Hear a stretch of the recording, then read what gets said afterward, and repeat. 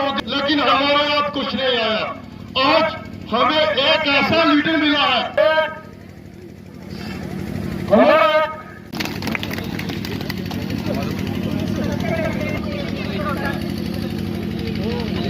हम यही चाहेंगे कि अमरीश जी को जिताए और उनको एमएलए की सीट पर पहुंचाए। ये हमारा आप सभी से निवेदन है कि एक अच्छा और सशक्त लीडर हमें मिला है, नौजवान लीडर मिला है और हमें पूरे संजोग के साथ इनको जिताना है। मैं आप सभी से यही विनती करता हूँ, यह मौका मत गंवाना, नहीं तो 5 साल आप रोते रहोगे। ये सच में एक अच्छा लीडर मिला है, आंखें बंद करके वोट डालो और इनको संजोग दो। हमारा युवा नेता खड़ा हुआ है अमरीश सिसोदिया, इसके लिए आप सबसे विनती करती हूँ कि इसका साथ दो। हमारा अपना बच्चा है, विनती है आप सबसे, अच्छा काम करता है, सबकी सुनता है, इसने बहुत ज्यादा साथ दिया है गरीब लोगों को। मैंने देखा उसको फेसबुक में आगे चेक करिए कि इनने सबसे संपर्क किया। अगर ये बच्चा इतनी दूर तक पहाड़ी इलाकों में जाकर संपर्क कर सकता है तो आपके संपर्क में भी रहेगा अगर आप इसका साथ दोगे। आज हम इसका साथ देंगे तो कल ये हमारा भी साथ देगा। अच्छा है, सबकी सुनता है, आप हमारी भी सुनेगा।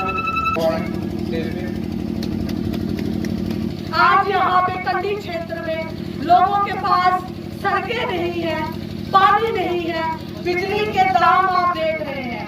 मुझे लगता है कि शायद सोना होता है ना, गोल्ड, वो सस्ता हो जाएगा और बिजली के दाम महंगे हो जाएंगे। तो यही सब चीजें हैं, यही मुद्दों को लेकर हम साथ चल रहे हैं। अमरीश सिसोदिया, अमरीश सिसोदिया, तुम आगे बढ़ो,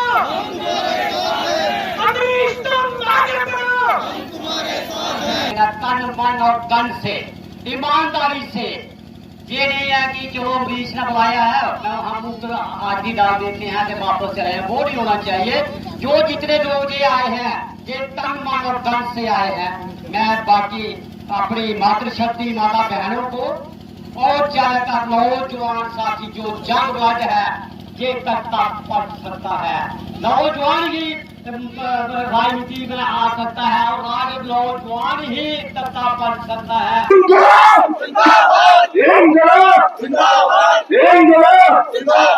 देखिए, हमने जन अधिकार यात्रा चलाई थी और जन अधिकार यात्रा जिन मुद्दों पे थी उनमें से मसला था बेरोज़गारी का और मेन था जिस तरीके से प्राइवेटाइजेशन की जा रही है इलेक्ट्रिसिटी की। मसला था हमारे हिस्सेदारी का इंडस्ट्रीज़ के अंदर, हमारे नौजवान इन दिनों बेरोज़गार बैठे हुए हैं। मसला ये था, मसला था डेली वेजरों का जो कई कई सालों से पक्के नहीं हुए हैं। मसला था उन नौजवानों का जो भर्ती से बड़ी देर से महरूम है। इन मुद्दों को लेके हमने जन अधिकार यात्रा चलाई थी और हमने गांव-गांव गए और हमने सभी लोगों से बात की और फाइनली जब हमने देखा इन बिटवीन इलेक्शंस आ गया और हमारे साथियों ने फैसला किया कि हमारी आवाज़ जो है जो सड़क पे गूंजती है वो असेंबली में भी गूंजनी चाहिए। हमारे मुद्दों को रखने वाला कोई व्यक्ति असेंबली में नहीं है। जो जाते हैं वो मूक दर्शक बन के बैठ जाते हैं, जो जाते हैं वो सिर्फ और सिर्फ अपने इंटरेस्ट की बातें करते हैं।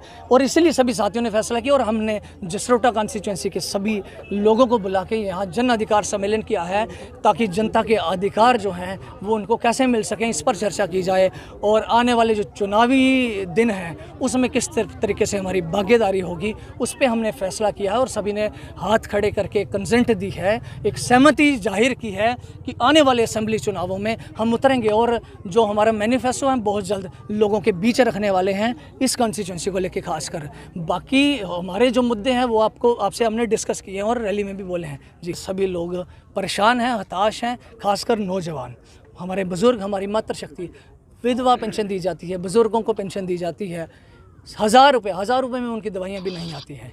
तो इन बातों के लिए बोलेगा कौन? ये मुझे लगता है ये अमीर लोगों के लिए काम करते हैं। हमारे गरीबों की सुनने वाला यहाँ कोई नहीं है। Middle class lower middle class में जा रहा है, लोअर मिडिल क्लास गरीबी संख्या में जा रहा है। कौन सा देश तरक्की कर रहा है? किस तरीके से तरक्की हो रही है?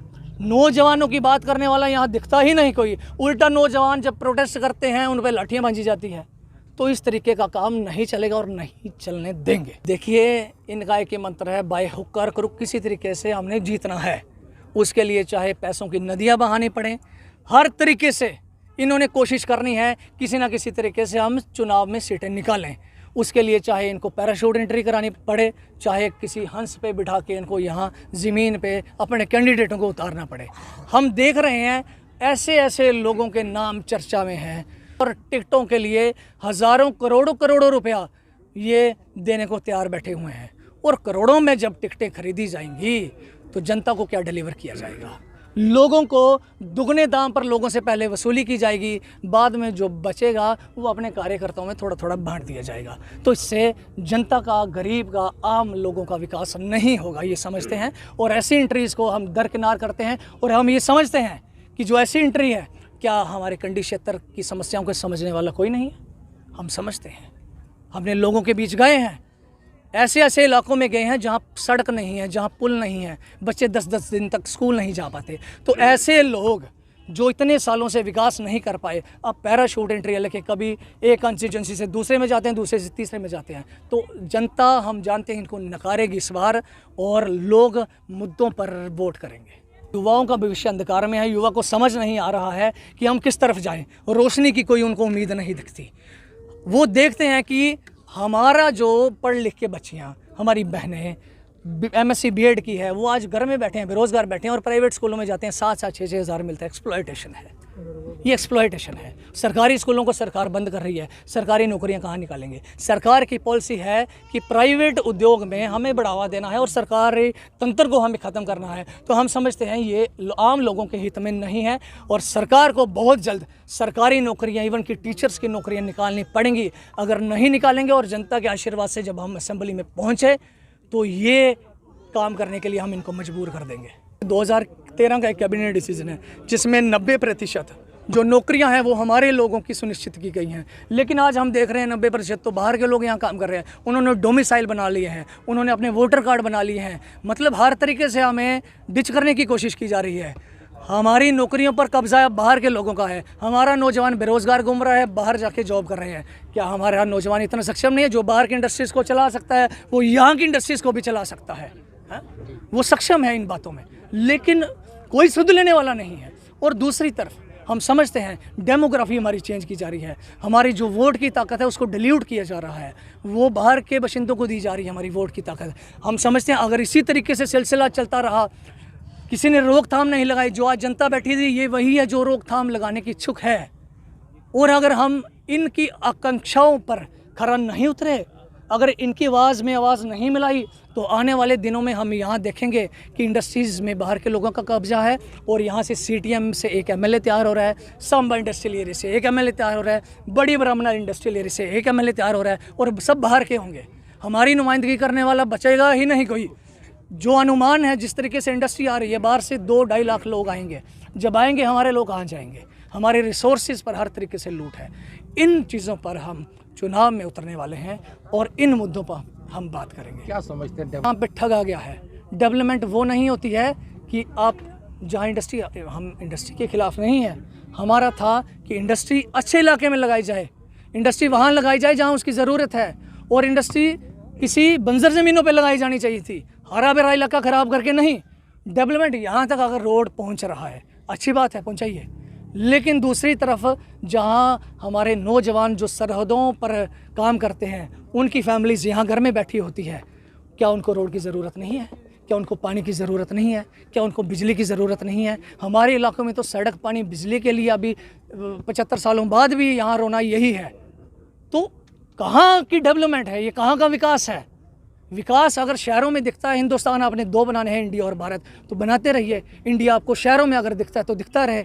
अगर आपको स्मार्ट सिटी जम्मू में दिखती है तो स्मार्ट सिटी बाहर वाली भूल जाइए। फिर ये जुमले हैं, विकास के जुमले हैं और इन जुमलों को हम सिरे से खारिज करते हैं। क्राइम रेट बढ़ा हुआ है यहाँ, आए दिन हादसे कुछ ना कुछ होते रहते हैं। चिट्टा धड़ल्ले से बिखरा है। कौन लोग हैं, कहाँ से आए हैं, इनकी शिनाख्त पुलिस को करनी होगी। और अगर पुलिस का तंत्र नाकाम है ये सब करने में, तो हम कराएंगे।